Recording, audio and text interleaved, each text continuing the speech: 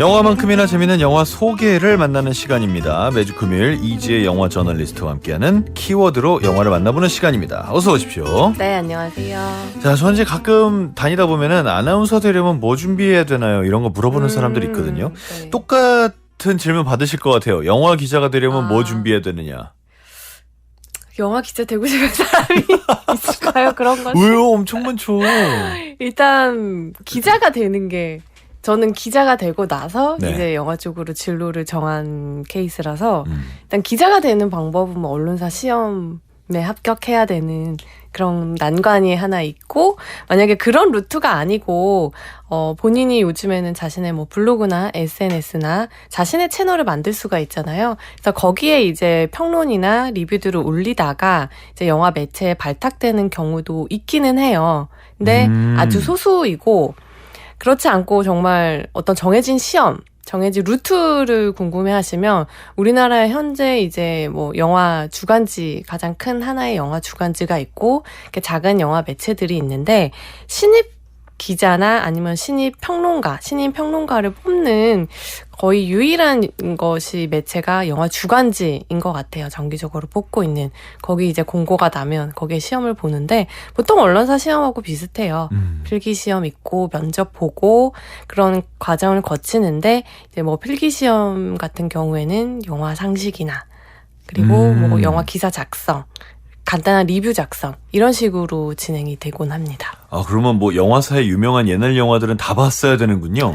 그런 지식은 사실 검색하면 다 나오기 때문에 네. 그런 거는 정말 그냥 상식 정도 가지고 있느냐, 어떤 기본 소양 정도 갖추고 있느냐만 보고, 더 중요한 건 이제 글인 거죠. 글. 자신의 시선이 담겨 있는지, 좀 균형 잡힌 시각을 가지고 있는지를 보여주는 게 중요할 것 같습니다. 예전에는 신춘문예 이런 데서 평론도 있지 않았나요? 지금도 있고요. 지금도 있나요? 네, 문학 평론이 있고, 또 영화 평론도 있었던 것 같은데. 지금은 영화 평론이 있는지 잘 모르겠어요. 근데 지금은 근데 영화 매체들에서 아니면 또 영진이 같은 곳에서 네. 이제 영화 평론을 공모를 하거든요. 1년에 한 번씩. 평론 공모도 하는군요. 네네. 그것도 한번 두드려 보시면 오히려 조금 더 다양한 활동을 할 수 있지 않을까라는 생각이 드는데요. 근데 중요한 건 영화 기자든 평론가든 돈이랑은 좀 거리가 먼 생활을 하시게 될 것이다라는 것은 좀 제가 주지시켜드리고 싶습니다. 돈이 단가요. 네. 좋아하는 일 하는 게 중요하죠. 네. 알겠습니다. 자, 이렇게 험난한 과정을 거쳐오신 영화 저널리스트 이재 기자님, 오늘은 어떤 영화입니까? 네, 오늘은 델마와 루이스를 준비했는데요. 아, 포스터 기억나네요. 아, 기억나죠. 네. 그 아름다운 협곡 중앙에 이제 공중에 떠 있는 파란색 컨버터블 차가 굉장히 유명하게 남아 있는데요. 91년도에 개봉된 영화인데 이번에 지금 30여 년 만에 다시 재개봉을 했고요. 같은 영화가요? 네네, 재개봉을 했고요. 네. 뭐 그 중간중간에 뭐 가끔씩 재개봉하기도 했지만 이번에는 4K 리마스터링으로 재개봉을 하면서 한층 더 업그레이드된 화질과 음질로 이제 관객들을 찾아갈 예정입니다. 이거 뭐 많이 보셨겠지만 그래도 줄거리 간단하게 부탁합니다. 네, 델마와 루이스가 주인공이죠. 델마와 루이스는 친한 친구인데 캐릭터가 아주 달라요. 델마 같은 경우에는 집 밖에 거의 나오지 않는 그냥 평범한 주부예요. 근데 루이스는 식당에서 일을 하면서 굉장히 진취적이고 터프한 그런 여성이거든요. 이 둘이 어느 날 주말 함께 자동차 여행을 가기로 계획을 세우면서 이전과는 다른 삶의 이제 궤적을 그리게 되죠. 특히 델마 같은 경우에는 남편이 굉장히 강압적인 사람이라서 결혼한 뒤에 거의 남편의 허락 없이는 외출을 못했어요. 그러다 보니까 이 자동차 여행 자체가 본인에게는 굉장히 큰 도전이자 일탈이었던 거죠. 그렇게 즐겁게 여행을 시작을 하는데 이제 고속도로 휴게소에서 차를 세우고 쉬려는 찰나 델마가 성폭행을 당할 위기에 놓여요. 그래서 이 남자를 루이스가 우발적으로 총으로 쏴서 죽이게 되면서 이 둘의 여행이 갑자기 도주극으로 변모하게 됩니다. 스릴러로 변하죠. 네. 네.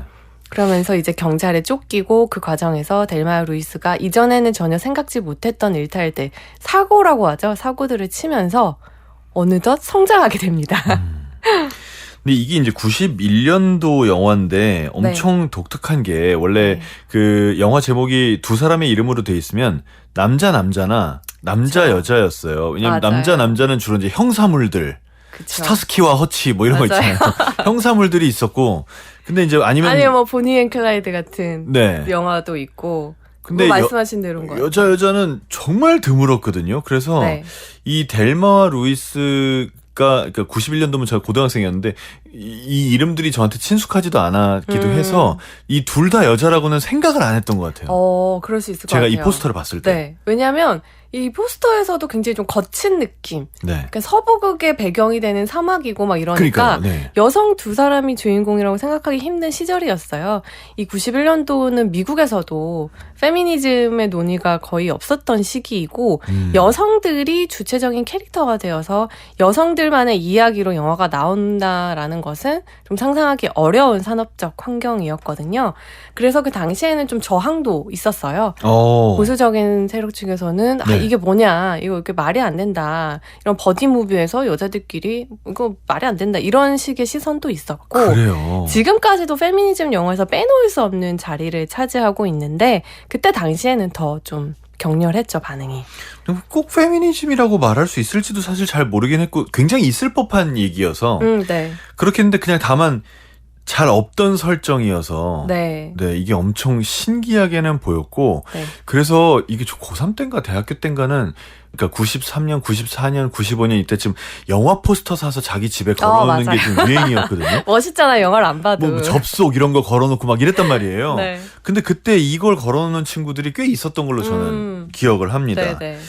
로드 무비잖아요. 네. 이 로드 무비 형식이 우리나라에서는 많이 없어요. 그리고 뭐 상업적으로 성공한 것도 많이 없고. 네. 근데 미국은 이런 게 참 많더라고요. 왜냐하면 땅덩이가 크지 넓어서. 않아요. 넓어서. 로드무비를 할 만하잖아요.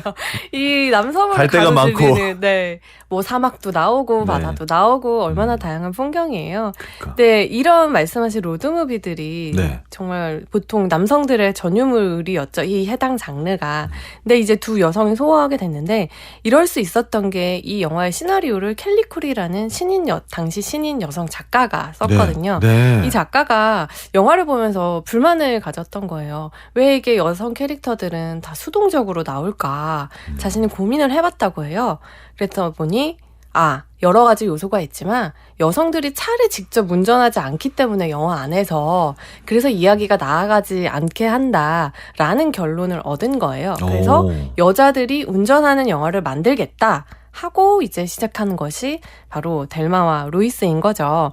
그러다 보니까 어느 정도 이 영화 안에서 남성 중심 사회에서 계속 균열과 좀 파열음을 내는 여성들이 나오다 보니까 보수적인 언론 같은 경우에는 이 과격한 결말에 대해서 좀 불편한 기색을 드러내기도 하고 좀 전통적인 여성의 역할을 거부하는 좀 새로운 움직임에 대해서 경계하기도 했어요. 하지만 이 델마 루이스가 영화 안에서처럼 계속 브레이크를 밟지 않고 질주를 하면서 엔딩까지 나아갔잖아요. 그러다 보니까 지금 현재 뭐 이제 퓨리오사가 트럭을 몰고 이래도 아무도 그게 이상하다고 생각하지 않는 시대가 오게 된 거죠. 시조세인 거군요. 네, 그렇습니다. 근데 저는 요새 이제 하나 이해가 좀 안 되는 건 네. 왜 꼭 도망가야 됐을까요? 미국이란 나라는 그래도 사법적으로 좀 괜찮은 나라여서 네. 충분히 이 사람들의 억울한 마음을 이해할 수 있지 않았을까? 뭐 그냥 지금 생각입니다만. 네. 이성적으로 판단하면은 물론 그렇죠. 근데 그렇게 돼서 이제 경찰의 도움을 구하고 사법적인 판단으로 들어가게 되면 이제 다른 장르의 영화가 되는 거죠. 그러니까요. 법정물이 되는 거죠. 그러니까 이 안에서는 도망을 친다라는 것, 그러니까 그 당시에 이제 여성들이 느꼈던 절박함을 표현하는 수단이었던 것 같아요. 이 안에서 내가 싸워서 네. 죽지 않고 살아남아서 제도를 바꾸고 인식을 바꾸고 이런 것이 물론 현실에서 일어나고 중요한 일이겠지만 이 이야기 안에서 이 두 사람이 느꼈던 절박감 같은 것들은 다시 내 과거로 돌아가고 싶지 않아. 다시 이전에 집에 갇혀있던 생활로 돌아가고 싶지 않아라는 그 감정적인 마음이 컸거든요. 다시 돌아가고 싶지 않다면 계속 이제 엑셀을 밟아야 되는 상황에 놓여있는 두 여인이었기 때문에 그런 식의 이야기가 나올 수밖에 없었던 거죠. 네. 재밌습니다. 이 로드무비가 여행을 하면서 생기는 또 많은 일들이 재미의 요소인데 네. 그 많은 일을 겪으면서 두 사람의 성격도 좀 변하죠? 그럼요. 초반에는 이제 델마가 좀 소심하고 왜냐하면 계속 집에만 있었다 보니까 좀 소심하고 그냥 평범하다고 했다면 루이스가 훨씬 더 주도적으로 이제 도주를 이끌고 돈도 마련하고 주체적으로 행동을 하거든요. 근데 이제 돈이 다 떨어지고 어쩔 수 없이 이제 남의 돈을 훔치면서 가게를 털면서 도주를 계속해야 되는 극한 상황이 오면서는 점점 델마가 이 루이스를 압도하기 시작해요. 오히려 더 충동적이고 더 거칠게 변하게 되거든요. 그러면서 느껴나는 이 둘의 어떤 변화 과정을 영화에서는 뭐 갑자기 총을 쏜다거나 약간 폭력적인 행위로 보여주기도 하지만 이 둘의 의상 변화만 봐도 그걸 확실히 알 수 있거든요. 의상 변화. 네, 처음에 델마 같은 경우에는 집안에 있으면서도 굉장히 꽃처럼 예쁘게 남편의 눈을 사랑스럽게 보여야 되니까 드레스 같은 원피스를 입고 있어요. 막 소매도 풍선 같고. 네. 그런데 이제 도주를 시작하면서부터는 찢어진 청바지에 티셔츠 같은 것도 굉장히 거칠고 약간 좀 어디 구멍 나 있고 그리고 속옷도 제대로 입지 않아요. 굉장히 점점 한꺼풀 한꺼풀 벗으면서 자유로워지는 자신을 이제 보여주는 거죠, 관객들에게. 이 두 여성이 이제 자유를 위해서 도주를 하는, 어떻게 보면 그 장면을 통해서 카타르시스를 느낄 수 있는 그런 영화인 건데, 네. 이렇게 감정적으로 올라오는데 음악도 중요하지 않습니까? 그쵸. 어떤 음악입니까? 이 영화가 한스 짐머. 아하. 이름만 들어도 아는 대중이 네. 정말 대단한 이제 영화 음악가인데. 제가 이름 알면 진짜 드문 거거든요. 네. 이때 당시에는 재밌는 것이 한스 짐머도 경력을 시작한 지 얼마 안 됐을 때였어요. 네. 그래서 요 영화에서 음악이 너무 좋았기 때문에 이 이후로 이제 스타 작곡가로 발돋움하게 되는 어떤 발판이 되었던 작품이고. 그렇군요. 왜냐면 이 감독도 리들리 스콧인데 네. 리들리 스콧 같은 경우에는 이전에 뭐 에일리언이나 블레이드 러너로서 굉장한 비주얼리스트로 이제 할리우드에서 각광받던 블레이드 감독이었어요. 러너 그 감독이군요. 네네네. 이 리들리 스콧도 이때 당시에는 그냥 비주얼리스트다, 광고 업계에서 온 굉장히 젊은 비주얼리스트다라고 했는데 델마 루이스 이후로 굉장히 장르가 확장되기 시작을 해요. 델마 루이스를 맡았을 때 사람들이 리들리 스콧이 이런 영화를? 이라는 물음표를 갖기에 충분을 했거든요. 그리고 한스 짐머와 함께 이제 음악을 만들어 왔던, 호흡을 맞춰왔던 것들이 있기 때문에 이 이후에도 계속 이제 리들리 스콧과 한스 짐머가 작업을 하기도 하고, 한스 짐머 같은 경우에는 가장 최근에 인상적이었던 음악 같은 경우에는 듄이라고 할 수 있잖아요. 네. 특유의 그 기계음과 클래식한 리듬의 굉장히 다른 좀 인공적인 질감을 얻는 음악이 유명한 그런 감독인데, 그거에 대한 어떤 단초들을 델마 루이스에서도 찾아볼 수 있어요. 델마 루이스는 팝적인 요소들이 이제 좀 강조가 된 영화 음악이기도 하지만 어떤 사운드들을 잘 들어보면 특히 사막에서의 둘의 어떤 드라이브 같은 것들을 묘사할 때 음악들을 보면 듄, 사막을 배경으로 하는 듄의 그런 음악적인 요소들이 귀에 들어오거든요. 배경은 똑같네요. 네, 그런 거 좀 찾아보는 재미도 있으실 것 같아요. 알겠습니다. 자, 그럼 이 음악 함께 들어보셔야겠죠? 네, 음악 듣고 와서 계속 얘기 나눠보겠습니다. 델마 루이스의 오리지널 사운드트랙 가운데 메인 타이틀 한스 짐머입니다.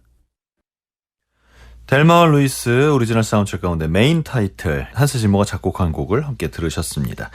자, 이지혜 씨네 토크 하고 있습니다. 오늘 첫 번째 영화로 32년 만에 국내 재개봉한 델마 루이스 살펴보고 있습니다. 이렇게 아까 4K로 뭐 리마스터링 하셨다 했는데 네. 화질, 뭐 사운드 다 좀 손을 봅니까? 네. 이 4K 리마스터링 자체가 화질이나 음향을 좀 업그레이드 한다라는 작업인데, 여기서 이제 K 같은 경우에는 1000픽셀을 뜻하고, 네. 4K는 이제 4000픽셀의 해상도인 거죠. 네. 그러면 이제 가로, 세로 3840, 2160픽셀 정도 해상도인데, 보통 스크린에 걸리는 16:9 이제 화면에서는 830만 개의 이제 달하는 화소를 표현할 수 있어서 더욱 선명한 화질이 구현이 가능해지는 거죠. 그래서 이제 필름을 기본적으로 디지털로 변환해서 이걸 이제 색보정 작업을 통해서 화질과 음질을 향상시키는 작업을 이제 리마스터링이라고 하는데, 이 델마 루이스도 그렇고 2000년대 초반까지 이제 영화들은 이제 35mm 필름으로 이제 제작이 되다 보니까 그쵸. 이걸 디지털로 이제 변환을 시키려면 한 프레임 한 프레임 다 이제 일일이 스캔을 해서 디지털 파일로 변환을 시켜야 되거든요. 아이고, 엄청난 일이군요. 네. 그러고 이걸 다시 이제 색보정을 해서 아이고. 새 옷을 입히는 거죠. 프레임이 1초에 30장인가요? 네. 그걸 이제 하나하나 다. 몇 장이야 도대체 이게 어마어마하네요. 근데 이제 기계가 있기 때문에 기계가 하는 일인 거죠 사실상. 네. 그래서 뭐 그렇게 큰 비용이 들지는 않는 작업이긴 해요. 비용보다는 굉장히 번거로울 것 같다는 생각이 듭니다. 보통 귀찮은 일이 아닐 것 같다는 생각이 들어요. 네. 이렇게 요즘 보면 옛날 영화들을 재개봉하는 경우 꽤 많거든요. 네. 이거 왜 그러는 걸까요? 일단 뭐 기본적으로 경제적인 논리인 거죠.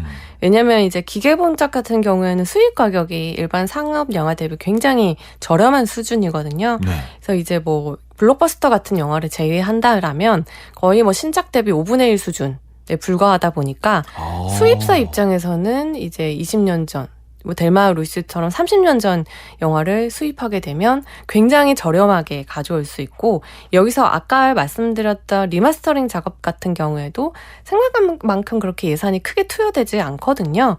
그렇기 때문에 이제 재개봉 영화의 경우에는 또 홍보 비용, 마케팅 비용도 굉장히 낮아져요. 왜냐하면 이미 해당 영화를 기억하는 관객층에 맞춰서 그쵸. 타깃 마케팅만 하면 되니까 흥행에 실패한 확률도 굉장히 적죠. 돈도 적게 들고. 그러다 보니까 이제 재개봉이 독립영화관, 우리가 독립영화의 어떤 흥행 기준이라고 하면 10만이라고 하는데 거기에 육박하는 사례들도 계속 나오게 되면서 이제 수입사 측에서는 계속 재개봉할 영화들을 찾고 있고, 또 극장 입장에서도 코로나 이후에 영화 편수가 굉장히 많이 줄었거든요. 특히 그쵸. 한국 영화 같은 경우에는 편수가 대폭 줄어들었고, 네. 내년도에 이제 개봉을 예정하고 제작을 예정된 영화도 예년에 비해서 굉장히 적어졌기 때문에 극장 입장에서도 틀 영화가 늘어나는 건 굉장히 좋은 선택지이기 때문에 환영하게 되는 거죠. 참 요새 이렇게 리마스터링 되는 영화들이 많아서 이 영화를 굉장히 좋아했던 사람들은 네. 아주 뭐 정말 즐거운 추억이 되지 않나 네. 그런 생각도 듭니다. 너무 이렇게 옛날에 되게 즐겁게 봤던 영화인데 다시 보려고 했더니 뭐 화질이나 이런 게 너무 좀 맞아요. 그래서 네. 내 추억과 다르네 이렇게 생각될 때가 있었거든요. 네. 근데 뭐 이렇게 만들면 기분 좋을 것 같긴 합니다. 그쵸. 기자님도 여성이기도 해서 델마 네. 루이스 엄청난 느낌을 줬을 것 같아요. 언제 처음 보셨어요? 저는 이제 극장에서 보지는 못했고 네. 아마 TV에서 토요명화 이런 데서 그러니까 물론 많이 편집된 버전이었겠죠. 그래서 네. 자극적인 장면들은 뭐 너무 폭력적인 것들은 거의 제거된 그런 영화였을 텐데, 그걸 보고도 저는 정말 중학교 때였을 거예요. 엄청 설레어했던 기억이 나거든요. 그래서 네. 나도 꼭 운전을 배워서 꼭 운전을 할 줄 아는 사람이 되어야겠다. 네, 그런 생각을 했었어요. 그게 몇 살 때인데요? 그 중학교 중3, 고1 이 정도였을 거예요, 아마. 그래서 면허 땄습니까? 면허, 네, 당연히 땄죠. 대학교 가자마자? 그렇지는 않게 되더라고요. 충격이 좀 가셨군요. 네, 그 감동이 그렇게 길게 유지되진 않더라고요. 네. 근데 그 당시에는 굉장히 두근거림을 느꼈었고, 무엇 말씀하신 것처럼 이제 뭐 여자든 남자든 누가 봐도 좋은 영화이기는 하지만 여성 관객이라면 공감을 하면서밖에 볼 수가 없죠. 왜냐면 델마 루이스를 둘러싼 세상이 이제 남성 중심의 사회이고, 이 둘을 좀 성적이거나 아니면 경제적인 착취의 대상으로 보는 남성 캐릭터들이 계속 등장을 하거든요.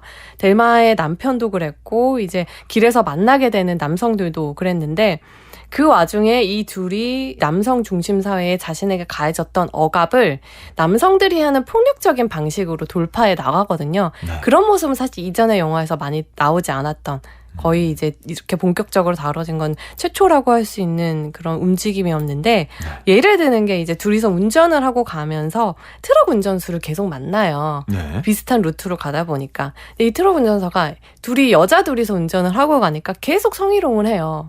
그러니까 이 둘은 지금 굉장히 아름다운 사막과 해방감과 자유를 느끼면서 굉장히 고양된 상태인데 여기에 정말 좀 천박한 이물질이 끼어드는 거죠. 근데 처음에는 이제 무시하다가 이제 그 다음에는 하지 마라, 그렇게 하지 말아라 말로 설득을 해요. 어떻게 주유소에서 우연히 만났을 때. 근데 뭐 남자가 여자가 하지 말라고 한다고 그 말 안 듣죠. 안 들을 사람이면 진작 안 했어요. 그쵸. 네. 계속 이제 도발을 하니까 총을 쏴서 그 유조차를 폭파시켜 버리거든요. 이게 사실 폭력에 폭력으로 대항한다는 것이 옳지 않은 일이잖아요. 좋은 건 아니지만. 근데 거기에서 느껴지는 즉각적인 그 쾌감이라는 것이 굉장히 극대화될 수밖에 없고, 그렇죠. 또 이 영화 안에서, 그리고 서부 일종의 서부극이라고도 볼 수 있거든요. 델마 서부극이죠? 루이스는. 네. 네. 그 서부극에서 이제 그런 행위들은 델마 루이스가 하는 행위들은 다 멋있는 남성 주인공이 하던 행위를 이 여성 캐릭터가 한다는 것만으로도 영화에 굉장한 전복성이 생긴다라는 게 영화적으로 좀 흥미로운 지점이었죠. 아, 그렇게 또 이해가 되는군요. 네. 알겠습니다. 그럼 델마 루이스에서 뽑은 키워드로 만나볼 두 번째 영화는 뭡니까? 네, F1 더 무비인데요. 최근에 개봉한 영화죠. 아, 제가 지금 이거 보러 가야 되나 말아야 되나 고민 중입니다. 너무 재밌습니다. 제가 존경하는 형님 중에 한 분이 또 나오시기 때문에. 브래드 피트 형님께서 예. 나오시죠.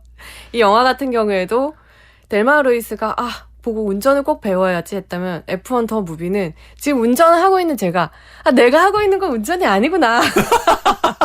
이게 아니구나라는 어떤 갈증을 준 그런 영화입니다. 이거 브래드 피트로 꼽으신 게 아니라 저 운전으로 뽑으신 거였군요. 네. 좋습니다. 네. 주변에서 지금 굉장히 많이 봤고 저 솔직히 말해서 제 친구들 남자애들한테는 엄청난 호평을 받고 있어요.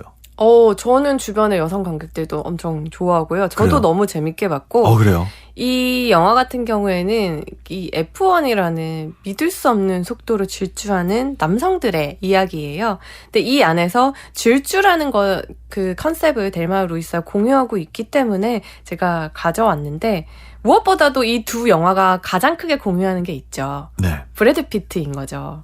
델마 그렇죠. 루이스에서 브래드 피트는 무명 배우였는데 그때 심지어 무명이었나요? 네, 이 영화로 이름이 알려졌었죠. 네, 잠깐만요. 나이를 보면 델마 루이스 촬영할 때 10대였겠네요. 10대는 아니고 20대. 20대여도 완전 초반이었고. 네네네. 그러니까 완전, 무명이었군요. 네, 와, 무명이었죠. 브래드 피트가 무명인 때가 있었나요? 네, 이 영화에서 네. 브래드 피트의 모습을 잊을 수가 없죠, 모두가. 그럴 수밖에 없는 게 이 델마 루이스 때는 무명이었기 때문에 이 캐릭터를 JD라는 캐릭터를 얻기 위해서 네. 오디션을 봤어야 됐는데 워낙 좋은 캐릭터였기 네. 때문에 매력적이고 그 신인 남성 배우들이 엄청 많이 몰렸었다라고 해요. 그랬겠네요. 근데 이 영화의 오디션을 봤던 지나 데이비스와 수잔 서랜든이 델마 루이스를 연기했던 네. 이 두 사람이 보자마자 브래드 피트 그때 당시에 아무런 인지도가 없었는데 저 사람이다. 저 사람이 가장 섹시하다라고 해서 발탁이 됐거든요. 역시 사람 보는 눈들이 있으시네요. 네, 그리고 브래드 피트의 어떤 궤적을 생각해보면 그 이후로도 오랫동안 섹시스타의 칭호를 누리고 있는 걸 보면 이 두 사람의 눈이 정말 정확했던 그러니까. 거죠. 네. 대단한 사람들입니다. 자, 이 F1 더 무비에서는 사실 브래드 피트가 정말 주연이잖아요. 네. 가장 중요한 역할이기도 하고. 네. 어떻습니까? 어떻게 다른가요? 신인 때 브래드 피트와 원숙한 브래드 피트는? 저는 원숙한 브래드 피트가 더 멋있다라고 느껴질 만큼 그가 가지고 있는 거친 매력 이런 것들이 잘 드러났는데 더 그냥 익숙한 거 아닌가요? 아닙니다. 이 그래요? 영화는 네. 나이든 브래드 피트가 있었기 때문에 성립되는 이야기거든요. 그래요? 왜냐하면 이 영화의 주인공인 소니는 젊은 시절부터 굉장히 총망받는 드라이버였어요. 네. F1에 우승을 할 것이다, 챔피언이 될 것이다 라는 그런 드라이버였는데 이제 사고가 나면서 우승도 못하고 이제 30년 넘게 F1으로 복귀하지 않고 그냥 여기저기 뭐 작은 뭐 대회나 아니면 택시 운전을 하기도 하고 그냥 운전을 하면서 계속 이제 떠돌이 생활을 하고 있어요. 네. 근데 어느 날 옛 동료였던 루벤이 자신의 F1 팀으로 들어와 달라. 여기에 지금 너가 필요하다. 왜냐하면 여기에도 촉망받는 젊은 드라이버, 이 팀의 에이스가 있는데 이 에이스가 좀 지금 흔들리고 있다. 옆에서 함께 팀워크를 살려서 이 친구를 잡아줄 사람이 필요하다 해서 불러들이는데 이 소니라는 인물이 오랜 떠돌이 생활이라는 것에서 느낄 수 있듯이 남의 말을 듣지 않는 사람이에요. 팀워크라는 것이 불가능해 보이는 사람인데 네. 이 사람이 이제 젊은 드라이버와 함께 호흡을 맞춰가면서 이 사람 자체도 팀워크에 대해서 배워가고 조금 더 성장하고 또 젊은 드라이버도 그렇게 되는 이야기들을 보여주고 있습니다. 서로 배워나가는 건가요?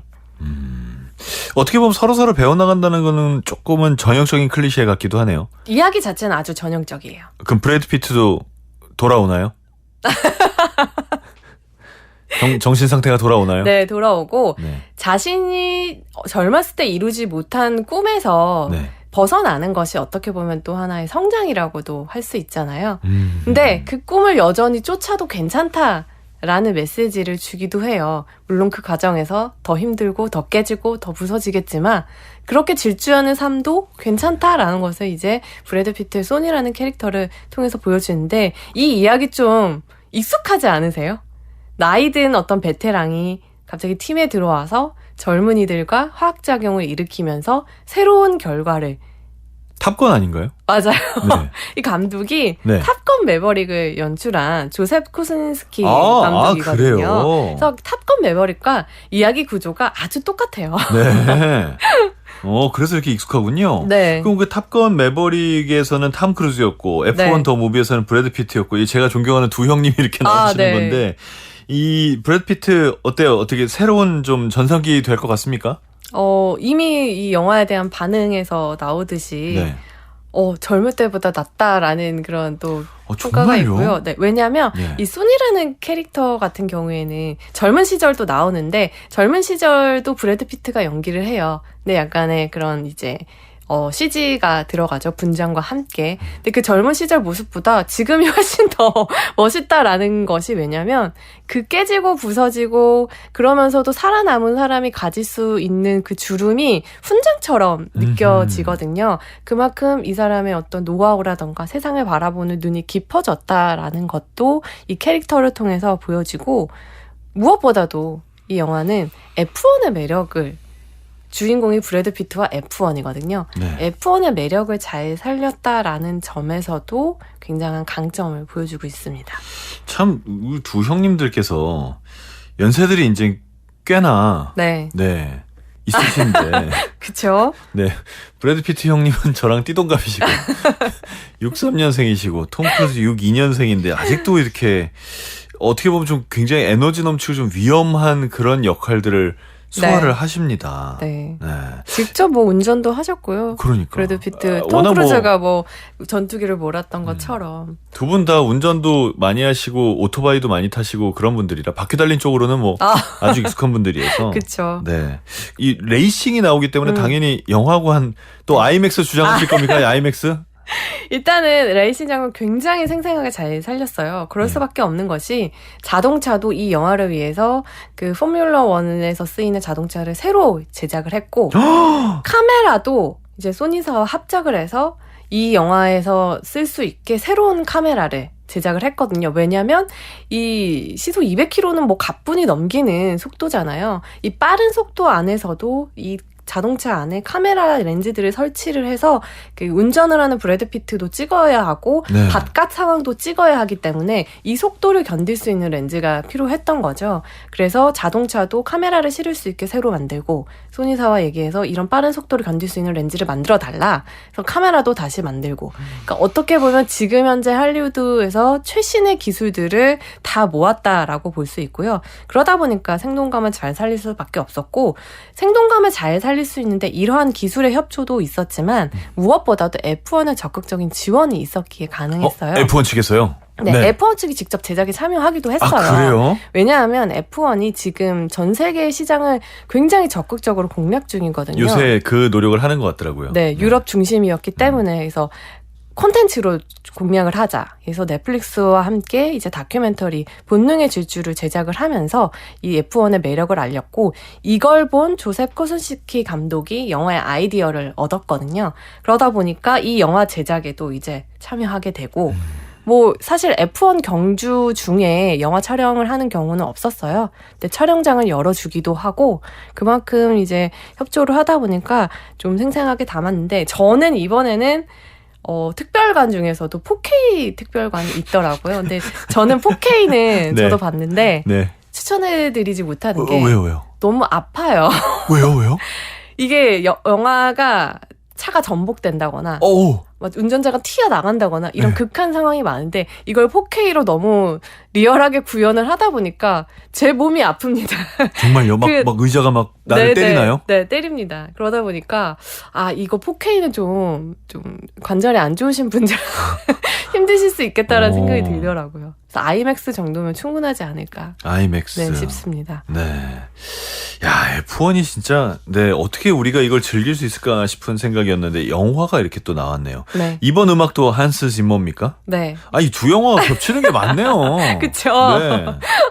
한스 짐머는 이번에는 또 델마 루이스와는 굉장히 다른 뭐 오리지널 스코어도 있지만 이제 여러 아티스트들이 참여하면서 뭐 좀 로제의 OST도 있거든요. 그래요? 그러다 보면서 좀 팝적인 느낌이 강조되고 무엇보다는 이 영화는 음악보다는 이 차체가 내는 굉음. 그러니까요. 이 브레이크 소리. 차라고 안 합니다. 머신이라고 합니다. 네네. 이 머신이 내는 소리, 엔진은. 네. 거의 뭐 이제 호랑이나 사자가 초요하는 듯한 그런 소리잖아요. 그 소리가 사실 음악보다 더 귀에 가긴 해요. 자, 오늘 두 영화를 해봤어요. 델마 루이스와 F1 더 무비. 네. 이 두 영화를 관통하는 사유는 뭡니까? 일단 첫 번째는 질주의 쾌감이라고 할 수 있을 것 같고요. 질주의 쾌감. 네. 두 번째는 내가 나로 살기 위해서는 때로는 멈추지 않는 것도 필요하다라는 것이 이 영화 정말 사뭇 다른 두 영화를 관통하는 주제인 것 같아요. 델마 루이스가 더 이상 수동적이었던 과거에다. 이 자유를 알기 전에 나로 돌아가기 싫어서 이제 엑셀에서 발을 떼지 않은 것처럼 F1 더 무비의 소니 역시 과거의 자신에게서 벗어나고 더 나은 나로 가기 위해서 위험한 질주를 하게 되거든요. 그러니까 질주라는 것이 굉장히 좀 안전을 담보하지 않고 뭔가 그렇죠. 파괴적인 행위 같지만 결국에는 내가 나로 살기 위해서는 모험이 필요한 순간도 오게 된다. 그때 브레이크를 밟지 않는 용기 같은 것들을 이 두 영화를 통해서 배울 수 있지 않을까 싶습니다. 알겠습니다. 자, 오늘 한석준의 문화시대 EJ 시네토크 리들리 스콧 감독의 델마 루이스 그리고 조셉 코신스키 감독의 F1 더 무비 두 영화를 소개해드렸습니다. 오늘도 말씀 감사합니다. 네, 감사합니다.